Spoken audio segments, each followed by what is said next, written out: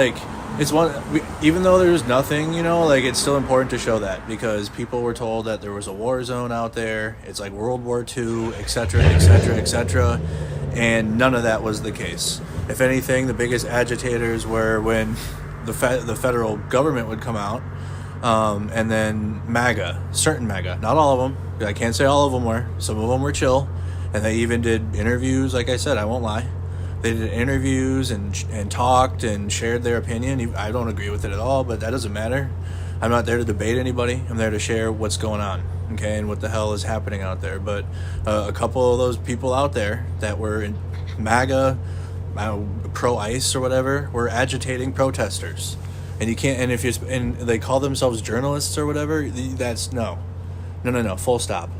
Like, that's got to stop. I mean, I support your First Amendment right, and anybody can do journalism. Anybody can. That's how it works. To be a corporate journalist, though, and stuff, you got to go to school and, like, learn ethics and all that stuff. But, in general, anybody can film. But I appreciate everybody. But what they were doing was just not journalism. I mean, they're just agitating people. What up? Zoom, buddy. Who you report for? Myself. I'm just saying goodbye to my stream. Just myself. Yeah, buddy. What? I'm okay, buddy. I appreciate you. Your stream would love it. I love it. I see. But yeah, so that stuff isn't journalism. That's agitation, and you can't do that. I mean, I don't care who the hell you are. And then that guy, we saw him get arrested twice. The same guy, and then, I mean, they have their tent set up. I mean, they're gonna argue that it's a sidewalk and you can walk on the sidewalk. They have their tent set up and they've been camping out there. They have some type of agreement with the city or whatever the local is here. But they've been out there for months. And then Nick went in there with his flag and tried to push through someone.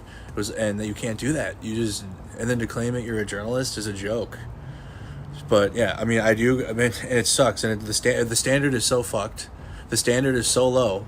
But I gotta give credit to the couple MAGA that were out there that were down to just talk, because there were, and they talked to us. So I'm not gonna lie and say all of the MAGA were, but there were the MAGA agitators that were out there were definitely causing problems. But we'll talk about that more on my member stream. So make sure you guys consider becoming a member to help support me travel and go places and provide live coverage like I have.